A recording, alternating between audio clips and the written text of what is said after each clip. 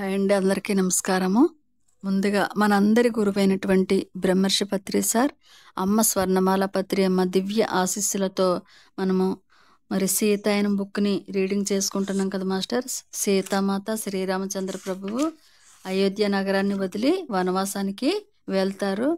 సీతామాత వాళ్ళ నలుగురికి, సోమకి, మీనాక్షికి, రోహణకి నా ఉనికిని అక్కడ నిలిపి ఉంచి అక్కడ మంత్రోచ్చారణ చేసి, ఆ జ్వాలను ఎప్పుడు కూడా మీరు మంత్రోచ్చారాలతో ఆ జ్వాలను కాపాడండి, ఇక్కడ నేను ఉంటున్నట్టుగా నాతో భావన చేసి మీరు నాకు ఈ విధమైన సహాయం అందించాలి అని వాళ్ళకి ఏ విధమైన వర్క్ చేయాలన్నది వాళ్ళకందరికీ అప్పచెప్పి రాముడు, సీత, లక్ష్మణుడు అడవికి బయలుదేరుతారనమాట. ఇప్పుడు మనం మీనాక్షి మరణము. నూతన వాస్తవంలో సర్దుకోవడానికి కొంతకాలం పట్టిందట వాళ్ళకి. వాళ్ళ నలుగురికి కూడా వాళ్ళ చర్యలలో సూచనలు ఇవ్వటానికి కావలసిన సమయస్ఫూర్తి సోమకే ఉంది. వీళ్ళ ముగ్గురి కన్నా సోమకి ఏదైతే వర్కప్ చెప్పిందో అది చేయటానికి సోమకే అక్కడ అంత బాగా అర్థమైందనమాట. సీతామాత ఆ పవిత్ర జ్వాలను రక్షించడానికి మాలో ప్రతి ఒక్కరూ గడపవలసిన సమయాన్ని ఆమె కేటాయించింది. ఆమె మాత ప్రతిరోజు ఆ రోజు కోసం ధరించవలసిన దుస్తులు, ఆభరణాలను అంటే నిజంగా సీతామాత ఉండేటప్పుడు ఏ దుస్తులు వేసుకుంటుంది, ఏ వస్తువులు పెట్టుకుంటుంది, ఆమె గదిని శుభ్రపరచటము, పువ్వులు తేవటము, ఏ పువ్వులు ఉంచాలో నిర్ణయించటము, ప్రతిరోజు చేసే పూజకు సహాయం చేయటం అన్నింటికి అని ఒక్కొక్కరిని ఒక్కొక్క రోజుగా కేటాయించేదట సోమ. ఈ విధంగా మేము మాలో మాత ఉనికిని నిలుపుకున్నారట. అంతేకాక ఆమె మాకు అప్పగించిన నూతన విధులను కూడా మనసులో ఉంచుకున్నారనమాట. సోమ కౌసల్యమాతకు సౌకర్యాన్ని సమకూర్చగా అదే పనిని కైకేయి మాతకు చేశాను. నా జీవితంలో అత్యంత కష్టమైన పని అదే. ఎందుకంటే ఆమె పట్ల నాకు తీవ్రమైన ఆగ్రహం ఉందన్న మాటను తిరస్కరించలేను. ఎన్నో వారాల తర్వాత కానీ నాలో కరుణ చోటు చేసుకోలేదు. చిరకాలముగా ఆమెకు పాత్రురాలని సేవకురాలు మహారాణి మనసు మార్చడం వల్ల పంపివేయబడింది. కైకేయి మనసు ఎవరైతే ఆ సేవకురాలు మార్చివేసిందో ఆవిడ్ని నగరం నుంచి పంపించారట. పరివార కృత్యాల్లో వేరే ఏ పరిచారికలు ఆమె వద్దకు వెళ్ళేవారు కాదట. కైకేయి దగ్గరకు మహారాజు తమ ఆరోగ్యం నుంచి బయటపడలేదు. మిగిలిన మహారాణులిద్దరూ కూడా ఆయన ఆరోగ్యం విషయం నిమగ్నమై మహారాణి కైకేయి గురించి పట్టించుకోకపోవటంతో ఆమెను భోజన విషయంలో నాకు వదిలివేయబడ్డాయి. ఎవరో కూడా కైకేయిని పట్టించుకోలేదనమాట. అప్పుడు మీనాక్షికి ఆ పని ఇవ్వబడిందట. మాత నన్ను అభ్యర్థించి ఉండకపోతే ఈ స్థాయిలో మాత చెప్పింది మీనాక్షికి, నువ్వే కైకేయి మాతను చూసుకోవాలి. మాత అప్పుడు చెప్పి ఉండకపోతే ఇక్కడ నేను ఆ సేవ చేసి ఉండేది కాదేమో మీనాక్షి అనుకున్నదట. తనకు తనే అనుకుంటుంది. ప్రతి ఉదయము ఆమె తలుపు కొట్టి ఆ బయట నుంచి ఆహారం అందించటము, చాలా గంటల తర్వాత నేను వచ్చిన ఆమె దానిని తీసేది కాదట.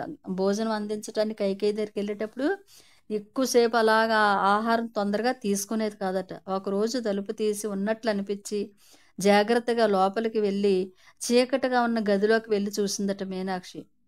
ఆ గది మహారాణి పూర్తి గందరగోళంలో కనిపించారట. ఆ క్షణంలో నేను ఆమె చేసిన పనులన్నింటినీ మర్చిపోయి మొదటిసారి ఆవిడ మీనాక్షి మనసులో కరుణ అన్నది ప్రవహించిందట. అయితే మరీ దగ్గరగా వెళ్ళడానికి భయపడి కొంత దూరంలో ఉండి సోమ సూచించినట్లుగా నా కళ్ళు కిందికి దించుకున్నాను.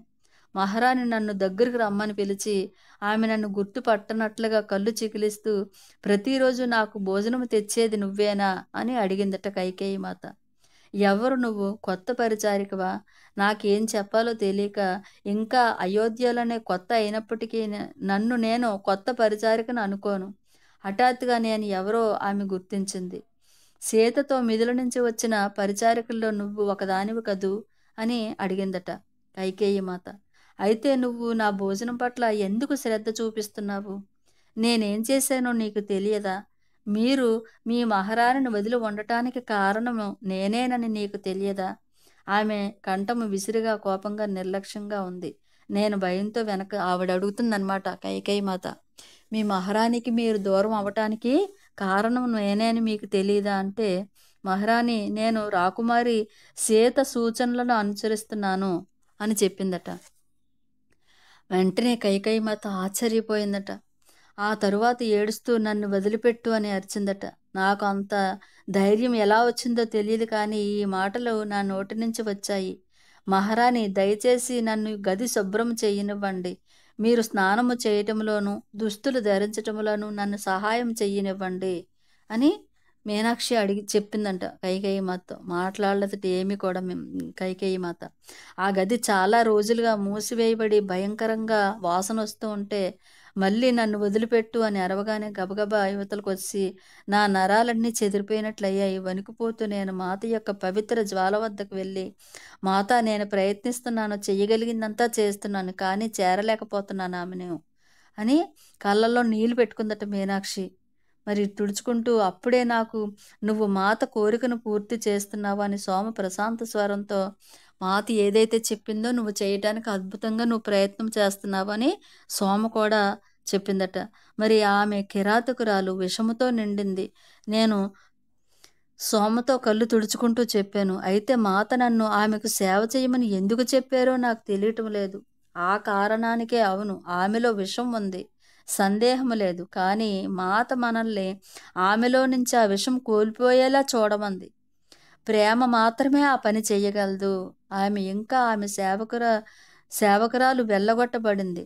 మందిరంలో వేరే ఎవ్వరూ ఆమె వద్దకు వెళ్ళరు. ఎవరో ఒకరు ఆమె పట్ల శ్రద్ధ వహించకపోతే ఆమె ఆకలితో మాడిపోతుంది మీనాక్షి.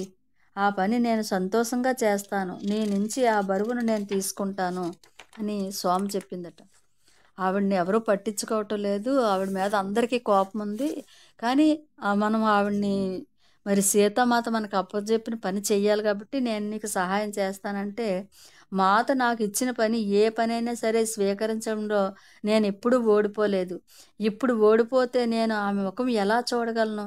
కానీ నువ్వు ఆమెను చూసినట్లయితే ఆమె తల దువ్వుకోకుండా, స్నానం చేయకుండా, అస్తవ్యస్తమైన దుస్తులతో ఒక పిచ్చిదానిలాగా కనిపిస్తుంది. ఆ గది మురికి పెట్టి ఎంత చిందరవందరగా ఉందో ఆమె దానిని శుభ్రం చెయ్యనివ్వదు. ఏం చెయ్యాలో నాకు పాలుపోవడం లేదు. విషయమంతా చెప్పేసరికి సోమముఖములో ఒక కరుణన్నది కదలాడింది. నాకేమి మాత నాకు ఈ పని అప్పచెప్పింది. ఇప్పటి వరకు మాత చెప్పిన పనులు ఏది కూడా నేను చెయ్యకుండా లేను. మరి ఇప్పుడు ఎలా చెయ్యాలి? ఆ గదంతా అలా ఉంది, ఆవిడ ఇలా ప్రవర్తిస్తుంది అని సోమకు చెప్తుందనమాట మీనాక్షి. పాపము నిజంగా ఆమెకు మతిపోయింది. నేను ఆమెను ఏమీ అనలేదు. అపరాధ భావం ఆమెను ముంచెత్తుతుంది. ఆమె సమక్షములో నీకు సహనము ఓర్పు కావాలి. మాత చెప్పేది అదే కదా. నేను తల ఊపి సోమ నా చేతిలో చెయ్యి వేసి, మీనాక్షి నువ్వు వణికిపోతున్నావు, భయము నిన్ను లోబరుచుకుంది. ఇంతకుముందు ఎన్నడూ నేను ఇలా భయపడలేదు సోమ. నేను నదిలో మునిగిపోతున్నప్పుడు కూడా నా జీవితం వదిలివేయడానికి సిద్ధపడ్డానే కానీ భయపడలేదు. ఈ విధమైన అనుభవం నాకు తెలీదు. ఆ గదిలో చీకటి ఉంది, ఆ చీకటి నన్ను భయపెడుతుంది అని సోమకి చెప్తుందట మీనాక్షి. ఇప్పుడు ఈ రాజమందిరంలోనే చీకటి నడయాడుతుంది. మిగిలిన దానివల్ల వచ్చిన చీకటి, కానీ మనం అందరము దాన్ని ఎదుర్కోవాలి అని చెప్పిందట సోమ. మరి ఆ చివరి రాత్రి మీరందరూ మాతను వెళ్ళిన తరువాత ఆమె ఇంకొన్ని సూచనలు ఇస్తుందేమోనని కొంచెం సేపు మాతతో ఉన్నాను. నేను రాబోయే ముందు జరగబోయే దాని పట్ల నీకు భయం వేస్తుందా అని అడుగగా ఆమె ఏం చెప్పిందో తెలుసా? నేను తల అడ్డంగా ఊపి, ఇవే మా మాటలు, నేను వాటిని ఎప్పటికీ మర్చిపోను. సోమ, ఈ మానవ శరీరానికి ఈ భయము కోల్పోవటం తెలుసు. అదేవిధంగా ధైర్యము, సాహసము, నమ్మకము కూడా తెలుసు. అది తాను ఎదుర్కొనే నిరోధాలన్నింటినీ కూడా అధిగమించగలదు. తండ్రి గారు అంటే మాత వీళ్ళకి చెప్తుందనమాట. ముందు రోజు రాత్రి వెళ్ళిపోయే ముందు ఈ విషయం చెప్పిందట. నేను నా తండ్రి గారి దగ్గర పొందిన జ్ఞానాన్ని ఉపయోగించే సమయం వచ్చింది. ఋషుల ఆశీర్వాదం ఫలించే సమయం కూడా. ఈ మాటలు వణుకును నెమ్మదింప చేశాయి. ఆ తరువాత సోమ, జనక మహారాజు మమ్మల్ని కూడా ఆశీర్వదించారు. ఆయన చివరి ఆశీర్వాదము నీకు గుర్తులేదా? మనని సురక్షితంగా ఉంచటానికి అదొక్కటే చాలు. ఇక్కడ మనం భయపడవలసింది ఏమీ లేదు అని మళ్ళీ సోమ మీనాక్షికి ఇవన్నీ గుర్తు చేసిందనమాట. సరే, నేను భోజనము తేవటం కొనసాగించాను. తలుపు తాళం వేసి ఉన్నట్లయితే దాన్ని బయటే పెట్టి వెళ్ళేదాన్ని. అది కొంచెం తెరిచి ఉన్నా నేను లోపలికి వెళ్ళి ఆమె బల్ల పక్కన పెట్టేదాన్ని. కొన్ని రోజులు గడిచాయి. ఒకానొక రోజు నేను లోనికి వెళ్ళినప్పుడు ఆమె, "నువ్వు ఇప్పుడు గది తొడవవచ్చు" అని చెప్పిందట. ఎవరు? కైకేయి మాత మీనాక్షిని. నేను ఆమె వైపు చూసి ఆమె పూర్తి స్పృహలోకి వచ్చిందని గ్రహించి, ఆమె సమక్షంలో నేను పిరికిగా ఉండటాన్ని అన్న మాట కాదనను. మహారాణి, మీరు స్నానము చేయడంలో నేను సహాయపడనా అని అడిగిందట. ఆమె తల ఊపి, అక్కడి నుంచి ఆమెకు నా సేవ మొదలైంది. అయితే మేమిద్దరము చాలా తక్కువగా మాట్లాడుకునేవాళ్ళము. కొన్ని నెలల తరువాత మందిరంలో నూతన పరిచారిక వచ్చింది. మహారాణి కైకేయి సేవా బాధ్యతలు ఆమెకు చెప్పారు. కొంచెం తను రిలాక్స్ అయిపోయిందనమాట. సోమ ఆ వార్త చెప్పడానికి నా వద్దకు వచ్చింది. ఇప్పుడు వరకు మీనాక్షి చేసింది కదా కైకేయికి సేవ, ఇప్పుడు కొత్త పరిచారికని ఏర్పాటు చేశారట. సోమ తల ఊపి, "నువ్వు ఆనందిస్తున్నావు అనుకున్నాను, కానీ చూడబోతే విచారిస్తున్నావు. ఆమె పట్ల ఇష్టం పెంచుకున్నావా?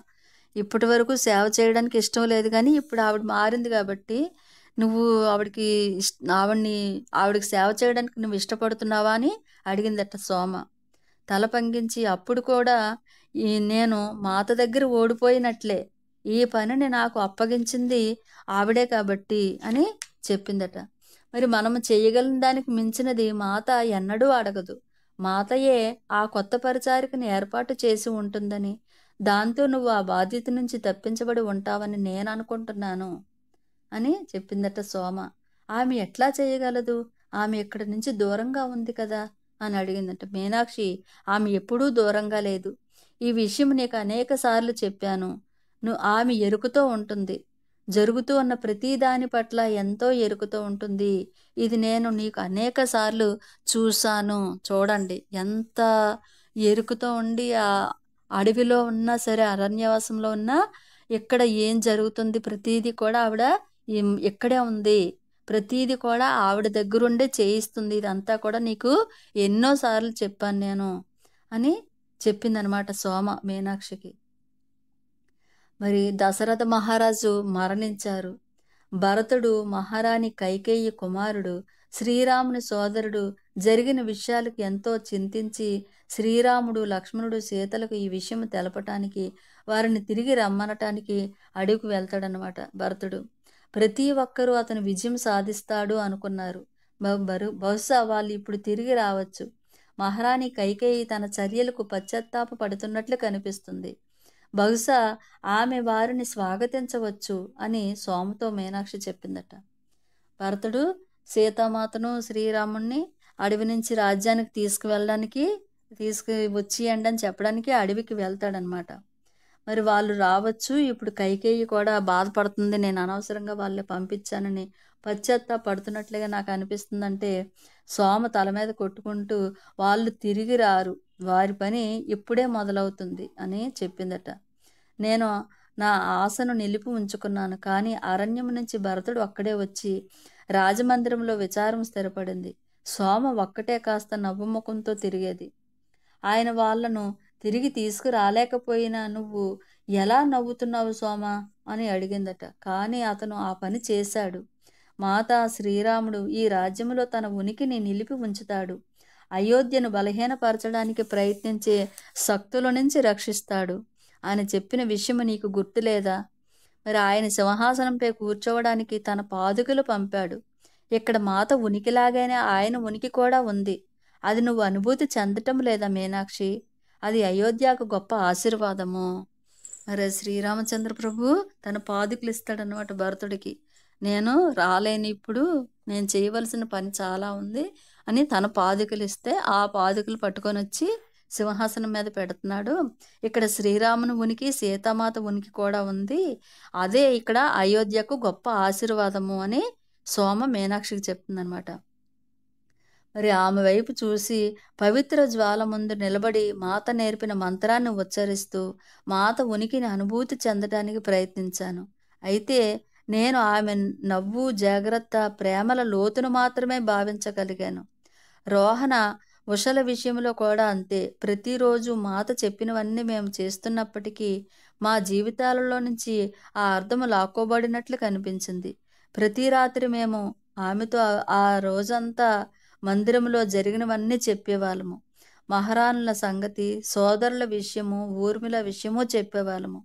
చెప్పవలసిన విషయాలు ఏమీ లేకపోతే మేము మా ఆలోచనలు, కలలు చెప్పేవాళ్ళము. అంటే ఇవన్నీ కూడా మాత అక్కడున్నట్టుగా ఈ ప్రతిరోజు జరిగిన విషయాలన్నీ సీతామాతకు వాళ్ళు చెప్తున్నట్లుగా వాళ్ళు చెప్పేవారనమాట. నిజంగా మనిషితో మనిషి ఎలా అయితే చెప్పుకుంటామో అలాగా.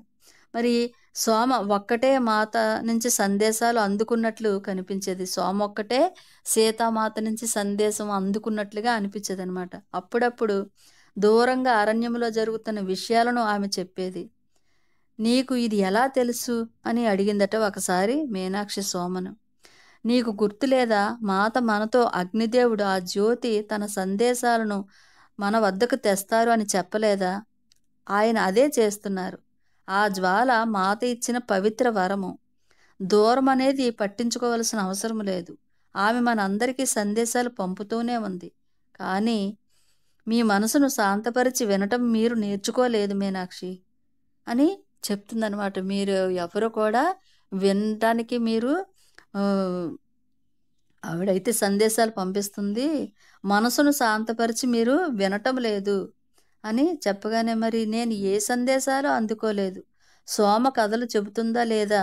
ఏదైనా అద్భుతం ద్వారా ఆమె మాత నుంచి ప్రత్యక్షంగా సందేశాలు తీసుకుంటుందో మాకు తెలియటం లేదు. అది పట్టించుకోవలసిన విషయం కాదు. రోహణ, ఉష, నేను మాత ప్రయాణం యొక్క ఈ కథల కోసం ఆత్రంగా ఎదురు చూసేవాళ్ళము. మేము వాటిని నమ్మేవాళ్ళము.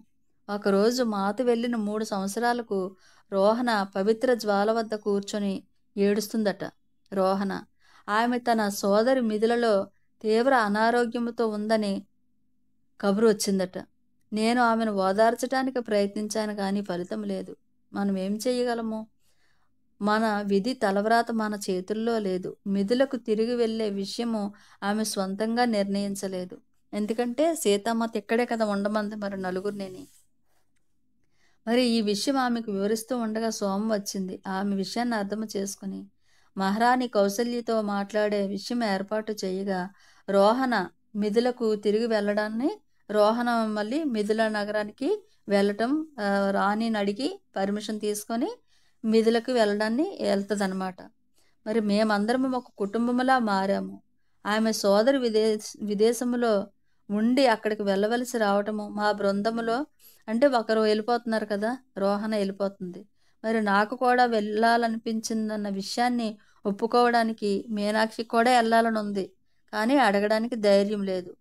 అనేక రాత్రులు నాకు మా రాజ్య ప్రసాదానికి తిరిగి వెళదాము అని అనిపించింది. కానీ మాత లేకుండా జనక మహారాజు వనవాసంలో ఉండగా అక్కడ అది వరకటిలా ఉండదు. మేము గతాన్ని తిరిగి సృష్టించలేము. అది ముగిసిపోయింది. అయినా నేను ఆ రోజుల కోసము ఎదురు చూశాను. మీనాక్షికి కూడా మిథులకు వెళ్ళాలనుంది. కానీ నేను వెళ్ళలేను. మరి 2 ఏళ్ల తర్వాత ఉష వెళ్ళిపోయింది. ఆమె మిథులలోని ప్రశాంతతను ఉల్లాసాల కోసం కాక దేవలోకాలలోని ప్రశాంతం కోసం వెళ్ళింది. ఆమె అనారోగ్యానికి గురై హఠాత్తుగా మరణించింది. ఇక నేను, సోమ మాత్రమే పవిత్ర జ్వాలను, మాత ఉనికిని నిలిపి ఉంచటానికి మిగిలాము. ఆ తర్వాత కొద్ది కాలానికే మీనాక్షి ఆరోగ్యం కూడా క్షీణించసాగిందట. కంటి చూపు తగ్గిపోయింది. మరి అది ఎవరికీ చెప్పే సాహసం చేయలేదు. చివరికి సోమ కూడా ఆమెపై నా పట్ల అధిక శ్రద్ధ తీసుకోవలసిన భారాన్ని మోపదలుచుకోలేదు. ఇంకా నన్ను నేను చూసుకోదలుచుకున్నాను. ఒకరోజు ఉదయం నేను పవిత్ర జ్వాల దగ్గర మంత్రము చదవటం కోసం సూర్యోదయం ముందే లేచినప్పుడు నా గది నుంచి బయటకు వస్తుండగా కాలు జారి పడిపోయిందట మీనాక్షి. అతి కష్టం మీద జ్వాల వరకు వెళ్ళాను. అక్కడ సోమ ఉంది. ఆమె నాకంటే ముందే వచ్చింది. ఉదయం పూట అది నా పని కావటంతో నేను ఆమె వైపు ఆశ్చర్యంగా చూశాను. ఆమె సాయంత్రాలు, రాత్రులు ఆ పని చూడాలి. "నువ్వు ఇక్కడ ఉన్నావా?" అని అడిగాను నేను. "నీకు బాగా లేదని అనిపించింది, అందుకే నేను వచ్చాను." మీనాక్షికి బాగోలేదన్న విషయాన్ని గ్రహించిందనమాట. "అందుకే నేను ఇక్కడికి వచ్చాను" అని చెప్పింది. మరి మేమిద్దరము అక్కడ నిలబడి మంత్రం చదివాము. ఆ తరువాత నేను నా గది వైపు వెళ్ళడానికి తిరిగాను. మరి నేను నీకు తోడు వస్తాను ఉండు అని సోమ చెప్పిందనమాట. ఆమె తోడ్పాటుకు కృతజ్ఞతతో నా చేతిని ఆమె భుజంపై ఉంచి ఆమె నన్ను నా గది వద్దకు తీసుకెళ్ళి రోజంతా అక్కడే ఉండి విశ్రాంతి తీసుకోమని, నా పనులు తాను చేస్తానని చెప్పింది. నేను వారించినా వినకుండా నాకు భోజనం తీసుకువచ్చి రోజంతా నన్ను కనిపెట్టుకొని ఉంది. ఆ సాయంత్రం నా దగ్గర కూర్చోవడానికి వచ్చింది. నీ దృష్టి మందగించింది మీనాక్షి అని సోమ చెప్పిందనమాట. మరి అలాగే అవును కరెక్టే అని మీనాక్షి కూడా అన్నది. ఎప్పటి నుంచి ఇలా ఉంది? మరి నాకెందుకు చెప్పలేదు అనంటే, చాలా నెలల నుంచి నాకు అలాగే ఉంది. కానీ ఇప్పుడు అది చాలా ఎక్కువైపోయింది. దృష్టి కనిపించడం లేదు. నీపై భారం మోపాలని నాకు నీకు పని ఒత్తిడి ఎక్కువైపోతుందని నేను చెప్పలేదు అని అడిగిందనమాట. మరి ఈ వృద్ధ గుడ్డి శాపగ్రస్తురాలు మిథుల నుంచి వచ్చిన పరిచారిక ఈ పరివార కృత్యాల్లో ఏం చేయగలదు అని మీనాక్షి చెప్తుందనమాట సోమకి. శాపం గురించి మాట్లాడకు ఆమె పదునుగా అంది.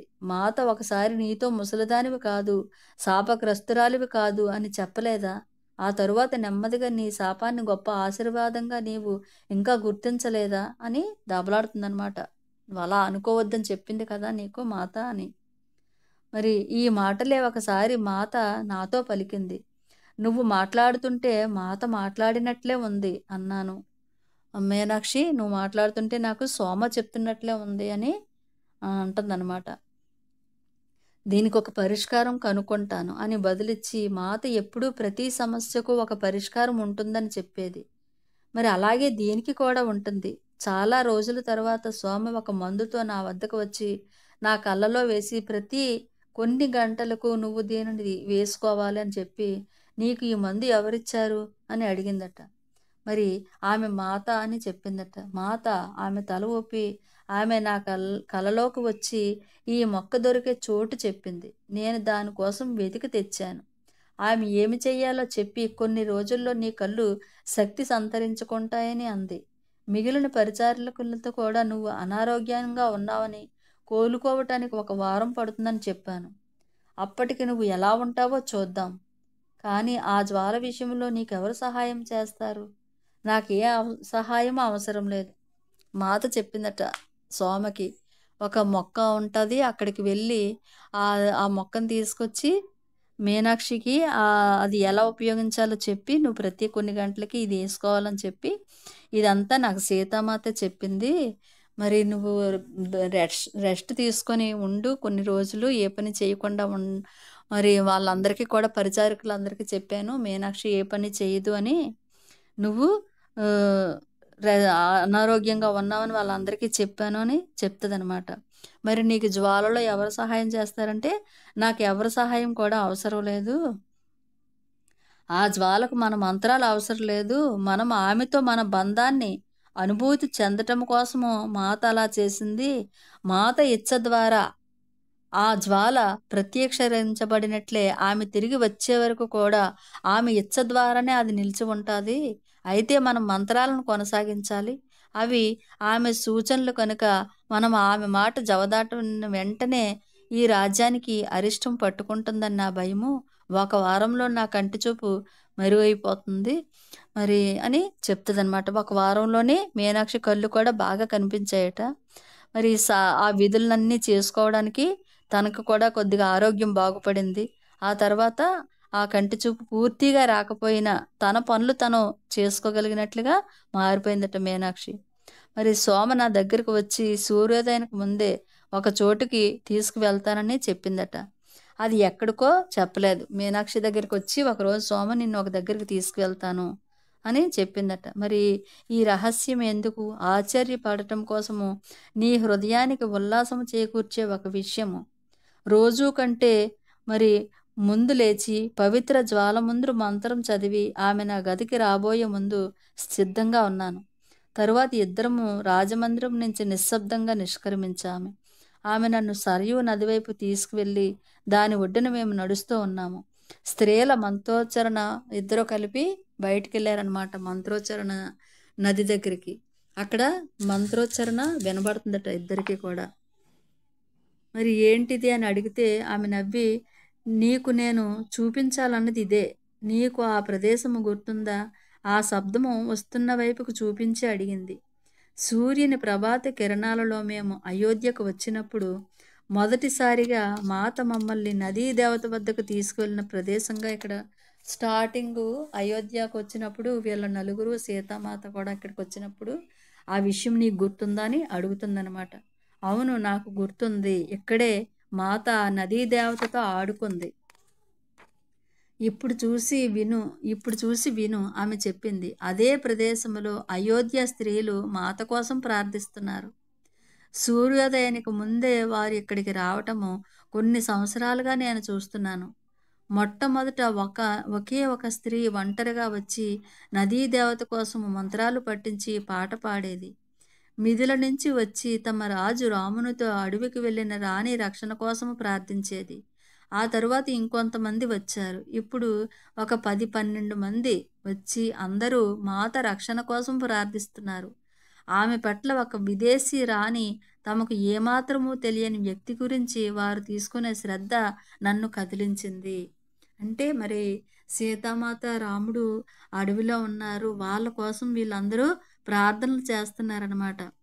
ఒక రాణి వచ్చి మనకి ఏమాత్రము తెలియని వ్యక్తి కోసము వాళ్ళు చూడు ఎంత అద్భుతంగా ప్రార్థన చేస్తున్నారో, ఈ విషయం నాకు ఎంతో నా హృదయాన్ని కదిలించి వేసింది అని సోమ చెప్తుందనమాట మీనాక్షికి. సోమ, నువ్వు చెప్పింది కరెక్టే. ఆమె పట్ల మీరు ప్రదర్శించే ప్రేమకు నా హృదయము సీతామాత పట్ల వీళ్ళు ఎంత అద్భుతమైన ప్రేమతో ఉంటున్నారో నాకు చాలా ఆనందంగా ఉంది. మరి ఎంతకంటే ఇవ్వగలిగిన గొప్ప బహుమానం ఏముంది? మరి సీతామాతకి వాళ్ళు ఇచ్చే బహుమతి ఇదే కదా! మరి ఒకరోజు ఆమె తిరిగి వచ్చినప్పుడు ఆ స్త్రీకి తన కృతజ్ఞతలు తెలుపుకుంది. కానీ సోమ, వారు మాత మొదటిగా నీటిలో కాలు పెట్టిన ప్రదేశంలోనే ప్రార్థన చేయడము వింతగా ఉంది కదా అని అడిగితే సోమ నవ్వి, ఏమీ లేదు. ఆ రోజు కేవలం మాత ఆడుకోలేదు, ఆమె ఈ ప్రదేశాన్ని పవిత్రీకరించింది. దాంతో ఇది సంభవించగలదని ఆమెకు ముందు చూపు ఉందని, వారి ప్రార్థనలు తనకు చేరగల ప్రదేశాన్ని సృష్టించాలనుకుందని, అక్కడ నుంచే తాను వారిని చేరి అయోధ్య స్త్రీలను ఆశీర్వదించటానికే ఆ చోటుని సిద్ధము చేసిందని నేను నమ్ముతాను. అప్పుడు వచ్చారు కదా! వచ్చేటప్పుడు ఆవిడ ఆడుకుంటుందని మనం అనుకున్నాము. కానీ ఆ ప్రదేశాన్ని శుద్ధపరిచి అక్కడ వాళ్ళకందరికీ కూడా వాళ్ళందరికీ ముందు చూపుగా ఆవిడ ఈ ప్రార్థనలన్నీ కూడా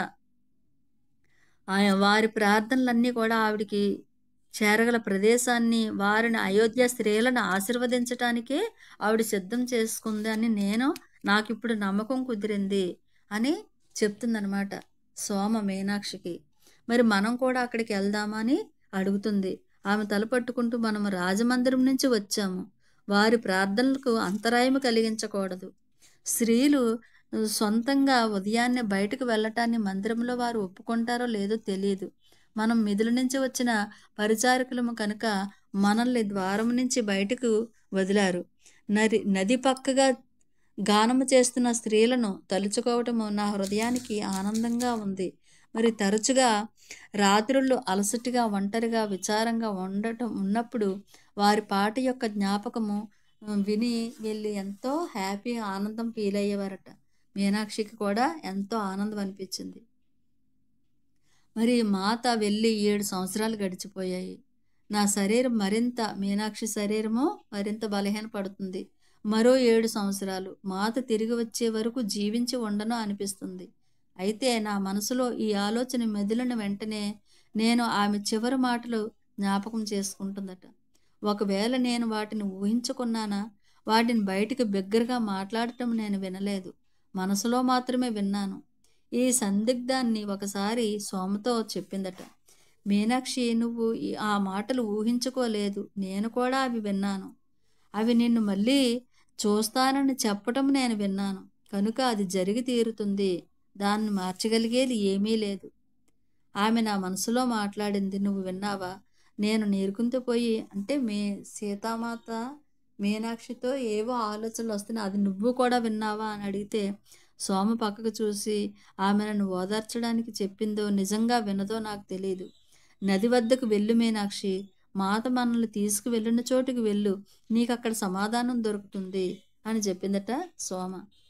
ఆమె చెప్పిన చాలా రోజులకి ఒంటరిగా బయటకు వెళ్ళగలిగాను. మేము మాతతో కలిసి కూర్చున్న చోట ఇప్పుడు స్త్రీలు ఉదయాన్నే మాత కోసం పాడి ప్రార్థించే చోట నిలబడ్డాను. ఇప్పుడు అది పవిత్ర స్థలము. నా చెప్పులు విడిచి మొదటిసారి నదిలోకి ప్రవేశించాను. మిథిలలోని పాత రోజులు జ్ఞాపకం వచ్చాయి. అప్పట్లో మేము దేనిని లక్ష్య పెట్టేవాళ్ళము కాదు అనుకున్నాను. కానీ హఠాత్తుగా ఇన్ని సంవత్సరాల మిథిల వియోగం గుర్తుకు వచ్చి నేను కన్నీళ్ళు ఆపుకోలేకపోయిందట మీనాక్షి. మరి ఆ చుట్టూ మోకాళ్ళ వరకు మునిగి నా చుట్టూ వలయాలుగా తిరగనిచ్చి నీళ్ళల్లో నేను ఒంటరిగా ఉన్నాను. కన్నీటితో ముఖం కడుక్కుంటూ ఉందట మీనాక్షి. మౌనంగా అలా ఉండిపోతే మాత, నేను నీ కోసం ఎదురు చూడటానికి ప్రయత్నిస్తున్నాను, కానీ నా శరీరం ఉండేటట్లు లేదు. నువ్వు తిరిగి వచ్చే వరకు నేను ఉండను మాత, నన్ను క్షమించు. నిన్ను స్వాగతించడానికి నేను ఇక్కడ ఉండను అని సీతామాతతోటి తన ఎన్నర్లో మాతతో చెప్తుందనమాట మీనాక్షి. నేను ఈ మాటలు అనగానే నా మీదుగా గాలిలో తేలుతూ వచ్చిన ఒకానొక స్వరం వినిపించిందట. నేను నిన్ను మళ్ళీ కలుస్తానని నీకు మాట ఇవ్వలేదా? ఆ స్వరము నా లోపల నుంచి వస్తుందో బయట నుంచి వస్తుందో నేను చెప్పలేను, కానీ ఏదో నన్ను వెనక్కి తిరిగేటట్లు చేసింది. అక్కడ నది అంచున ఆమె నిలబడి ఉండటం నేను చూశాను. నేను మోగబోయాను. నా కన్నీళ్ళు ఆగి ప్రశాంతత ఉల్లాసము నా హృదయంలో ప్రవేశించాయి. అయితే ఇప్పుడే నన్ను ఇంటికి ఆహ్వానించు మీనాక్షి, ఆమె మృదు స్వరముతో అంది. ఎప్పుడైతే మీనాక్షి నన్ను క్షమించి మీరు వచ్చే వరకు నేను ఉండనమ్మా అంటే వెంటనే సీతామాత యొక్క చైతన్యము ఇక్కడికి వచ్చి, నీకు మాట ఎప్పుడో నేను ఇచ్చాను కదా అని చెప్పి నన్ను ఇంటికి ఆహ్వానించు మీనాక్షి అని చెప్పిందట. మాత, మీరు తిరిగి వచ్చేసారా?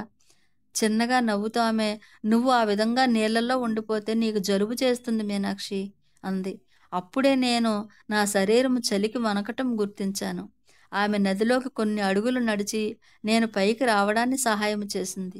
ఆ తరువాత తన సాలువా తీసి నా చుట్టూ కప్పింది. నేను ఆమెకు నా కృతజ్ఞతలు తెలపాలి, నా ప్రేమను వ్యక్తీకరించాలి, శాశ్వతంగా నేను ఆమెను సేవిస్తానని చెప్పాలి అని అనుకుంటుందన్నమాట మీనాక్షి. కానీ నోటి మాట రావటం లేదు, అసలు ఏ శబ్దమూ రాలేదు. నా ప్రేమను స్వీకరిస్తున్నట్లుగా ఆమె తల ఊపి, నేను నీతో ఉన్నానని తెలుసుకోవటానికి నువ్వు ఈ శరీరాన్ని చూడవలసిన అవసరం లేదు, ఈ జన్మకే కాదు ఎప్పటికీ కూడా అని పెద్ద నవ్వుతో ఆమె వెనుతిరిగి చిన్న చెట్ల గుంపులోకి వెళ్ళిపోయిందట సీతామాత. ఆవిడని అనుసరించడానికి ప్రయత్నించింది కానీ కదలలేక ఆమెను చేరలేకపోయిందట. కొన్ని నిమిషాల తరువాత నేను ఆ చెట్ల దగ్గరికి వెళ్ళింది. ఆమె కనిపించలేదు. జరిగిన దానికి అయోమయానికి గురయ్యే కొన్ని నిమిషాలు అక్కడే ఉండి తరువాత నెమ్మదిగా మందిరానికి వచ్చిందట మీనాక్షి. సోమ నన్ను చూసి, మీనాక్షి, మాత సాలువ నీకు ఎలా వచ్చింది అని అడిగిందట. నేను నది నుంచి బయటకు వచ్చేసరికి పూర్తిగా తడిసిపోయి ఉండటం చూసి మాత తన సాలువాను నాకు కప్పింది. నాకు జలుబు చేస్తుందేమో అని చెప్పి తన భుజాల మీద నుంచి తీసి నా చుట్టూ తానే స్వయంగా కప్పింది. నాతో రా అంటూ సోమ నా చెయ్యి పట్టుకొని మాత గదివైపు తీసుకువెళ్ళింది. ఆ రోజు ఆమె కోసము నేను తీసిపెట్టిన సాలువా ఇదే. మిగిలిన దుస్తులన్నీ ఉన్నాయి, కానీ అది కనిపించటం లేదు. నువ్వు ఈ గదిలోకి వచ్చి దానిని తీసుకోలేదని ఖచ్చితంగా చెప్పగలవా అంటే ఇక్కడ ఆ గదిలోని సాలువా వదిలేసి వెళ్ళిందనమాట సీతమాత. ఇది నువ్వు కానీ తీసుకున్నావంటే సోమ, నేను ఆ విధంగా ఎప్పుడు అంటే నువ్వు కానీ తీసుకొని వెళ్ళి అలాగే చెప్తున్నావు అంటే, లేదు నేను ఎప్పుడైనా అలా చేశానా అని బాధపడిందంట. కానీ ఆ విధంగా భావించినందుకు భయపడ్డాను. కానీ ఆమె ధరించిన దుస్తులు అవే. చూడు, ఆ దుస్తుల అంచులు తడిగా ఉన్నాయి. ఆమె నీటి అంచున నిలబడి ఉంది. ఆమె దుస్తులు ఇక్కడ గదిలో ఉంటే ఎలా తడుస్తాయి? నువ్వు ఈ సాలువ ఇక్కడ పెట్టి ఉంటే అది మాత ఎలా వేసుకుంది? నాకు అర్థం కాలేదు. ముఖములో నవ్వు కదలాడుతుండగా సోమ తల పంకించి నిదానంగా జవాబు చెప్పింది. ఇప్పుడు నాకు తెలిసింది, నీ అనుభవము నిజమేనని. నువ్వు తెలుసుకోవాలని మాత కోరుకుంది. నువ్వు ఆమెను నిజంగానే చూశావు. ఆమె నిన్ను ఆశీర్వదించటానికి వచ్చింది. ఈ సాలువ నీకు ఆమె ఇచ్చిన సంకేతము అని చెప్పిందనమాట. నిజంగానే సీతామాత మీనాక్షికి ఆ సాలువాని కప్పింది, ఆశీర్వదించి తనను రక్షించిందని. మరి ఆ అనుభవం నా హృదయానికి శాంతిని, హాయిని ఇచ్చి కొన్ని వారాలు గడిచాయి. ఒకరోజు నేను చాలా బలహీనంగా ఉండి మంచంపై నుంచి లేవలేకపోయాను. స్వామొచ్చిందట చూడటానికి. నా లోపల ఇంకా ఏం ఉన్నాయో తెలుసుకుంటున్నట్లుగా లోతుగా చూసి, నీ కోరికలన్నీ తీరిపోయాయి అనుకుంటున్నాను అని చెప్పిందట సోమ. తల ఊపి, నాకు ఒకే ఒక్క ఆశ భవిష్యత్తులో కూడా ఆమె సేవను కొనసాగించటమే అని చెప్పి నిద్రలోకి వెళ్ళిపోయిందట మీనాక్షి. మరి లేచేసరికి సోమ ఇంకా నా పక్కనే కూర్చొని ఉంది. సోమ, నాకు ఎంతో అందమైన కల వచ్చింది. మనం మళ్ళీ మిథిలలో ఉన్నాము. నువ్వు, నేను, మాత అరణ్యములోకి వెళ్ళాము. నీకు ఆ అరణ్యము జ్ఞాపకం ఉందా? నీరసంగా ఉన్న స్వరంతో అడిగాను. ఆమె అవును అంది. మళ్ళీ మనం ఆమెతో మిథిలలో ఆ అడవిలో ఉన్నామని అనుకున్నాను. మీనాక్షి, మిథిల గురించి ఆలోచించకు. ఇప్పుడు నువ్వు అయోధ్యలో ఉన్నావు. ఇక్కడే మనం మాతకు సేవ చెయ్యాలి, ఈ అయోధ్యలోనే. కానీ నేను అయోధ్యని ఎన్నడూ ఇంటిలాగా అనుకోలేదు. అనుకోవాలి మీనాక్షి, అనుకుంటావు. నువ్వు ఇక్కడే ఉంటావా? నా గొంతు ఆగిపోయింది, మాట్లాడే శక్తి లేనట్లు. సోమ కొన్ని నిమిషాలు మౌనంగా ఉండి తర్వాత చెప్పింది. ఉంటాను, నేను ఇక్కడే ఉంటాను. నాకు మాట్లాడేటంత ఓపిక లేక సోమవైపు చూసి, ఆమె ఎంతో ప్రియమైన స్నేహితురాలు. నిజానికి స్నేహితురాలి కంటే ఎక్కువే. ఆమె సమక్షంలో నేను మాత దగ్గర ఉన్నట్లు, ఆమె ద్వారా మాత నాతో మాట్లాడుతున్నట్లు భావిస్తాను. నేను శక్తి కూడా తీసుకుని ఆ రోజు ఉదయము ఆమె నది వద్దకు ఎందుకు వచ్చింది అని అడిగాను. మీనాక్షి అడుగుతుందనమాట సోమని. ఆవిడ ఎందుకు వచ్చింది నది వద్దకు సీతామాత అంటే, తల పట్టుకొని ప్రేమతో, ఆమె అంటే అదే మరి స్వయంగా ప్రేమయే. ఆ ప్రేమ అందరిపైకి, సకల జీవరాశిపైకి కూడా విస్తరింప చేస్తుంది. మనం అందరం కూడా ఆమె పిల్లలమే కనుక ఆమె ఏ తేడా కూడా చూపించదు. ఆ తరువాత నా వైపు చూస్తూ, మాత జన్మ తీసుకున్నది ఆ ప్రేమను మేల్కొల్పటానికే. దేవలోకాలను చుట్టి ఉండే ఆ ప్రేమను భూమి మీద జాగృతపరచడానికే. మరి తన జీవితంలోని ప్రతి క్షణము ఆమె అదే చేస్తుంది. ఆమె జన్మ తీసుకున్నదే అందుకోసం తీసుకుంది. ప్రతి జీవరాశి కోసము, ప్రతి లోకాలను మేల్కొల్పటానికే ఆమె ఈ భూమి మీద అవతరించింది అని సోమ చెప్తుందనమాట. మరి నేను అర్థము చేసుకోలేదు. నాకు దేవలోకాల గురించి ఏమీ తెలియదు. కానీ మాత అయోధ్యను వదిలి వెళ్ళేటప్పుడు నాతో అన్న మాటలు జ్ఞాపకం వచ్చాయి. నువ్వు మళ్ళీ నన్ను కలుస్తావు అంది. ఆమె నాకు మాట ఇచ్చింది కనుక వచ్చింది. ఇప్పుడు నేను గుర్తించాను. ఈ జన్మకు నా భారాలన్నీ తీరిపోయాయి కనుక నా నోటి నుంచి పెద్ద నిట్టు వంటి తన లోపల ఉన్నవన్నీ కూడా క్లియర్ అయిపోయాయి. మరి నాకు మాట ఇచ్చింది కాబట్టి మాత మళ్ళీ అప్పుడు వచ్చి కలిసింది నన్ను అని తను కూడా రిలాక్స్ అయిపోయిందనమాట మీనాక్షి. మరి నేను ఇక మాత కోసం ఎంత మాత్రము ఎదురు చూడవలసిన అవసరం లేదు. ఆమెను స్వాగతించడానికి ఇక్కడ సోమ ఉంటుంది. గత కొన్ని సంవత్సరాల్లో పరివార కృత్యాల్లో సోమ ఎంతటి ప్రాముఖ్యాన్ని సంపాదించుకుందో చూసిందట. సేవకులందరూ సలహాలు, నిర్దేశకత్వాల కోసం ఆమె వద్దకు వస్తారు. మహారాణులు కూడా ఆమెపైనే ఆధారపడతారు. ఆమె ఏకాకి కాబోదు. ఏనాడు పరివార కృత్యాల్లో కలగజేసుకొని నాలాక కాక ఆమె ఇప్పుడు అయోధ్యలో భాగము. నేను కేవలము విదేహ గుర్తింపును మాత్రమే నిలిపి ఉంచుకున్నాను. అయినప్పటికీ ఆమెను వదిలి వెళ్ళిపోతున్నానన్న భావము బాధ కలిగిస్తుంది. మా మధ్య గాఢ ఆప్యాయత బంధము పెంపొందింది. సోమ, నువ్వు మాత కోసం ఎదురు చూడు అని చెప్తుందట మీనాక్షి. నువ్వు మాత కోసం ఎదురు చూడని ఆ గొంతు ఆగిపోయిందట మీనాక్షికి. మీనాక్షి, నేను ఎప్పుడూ ఎదురు చూడలేదు. ఎందుకంటే మాత ఎప్పుడూ కూడా నన్ను వదిలి వెళ్ళలేదు. నా వైపు స్థిరంగా చూస్తూ చెప్పింది సోమ. నేను నవ్వాను. సోమ మా మిగిలిన వాళ్ళలాగా కాదు. ఆమె ఒక మర్మము, నేనెన్నటికీ గ్రహించలేని మర్మము. అయితే ఆ మాటలు నన్ను తేలికపరిచాయి. ఈ ప్రపంచంలో నేను కళ్ళు మూసే ముందు విన్న చివరి మాటలు అవే. ఒకానొక జన్మ అంతమైనప్పుడు మట్టిలో తన ముద్రలు వదిలి మరో జన్మ తీసుకుంటుంది. చెరిగిపోని మరణించని జ్ఞాపకాలను తనతో తీసుకువెళుతుంది. అవి మనో సముద్రపు అడుగున సుప్త చేతన మానసములో ఇంకిపోయి అక్కడ విశ్రాంతి తీసుకుంటూ మడతపడి అనేక మనో నిక్షేపాలుగా తయారయ్యి ఆత్మ తన సంపూర్ణ జాగృతి కోసము చేసే ప్రయాణములో తోడ్పడటానికే పిలువబడే వరకు కూడా అలాగే ఉంటాయి. అంటే మీనాక్షికి మరణము సమయము దగ్గర పడి తన జన్మ అంతమైపోయే టైము దగ్గరికి వచ్చిందనమాట. మరి అలా తన ఆత్మ సంపూర్ణ జాగృతి కోసం చేసే ప్రయాణంలో తోడ్పడటానికి ఆత్మలు సిద్ధంగా ఉంటాయి. Okay. Thank you so much masters. మళ్ళీ నెక్స్ట్ రేపు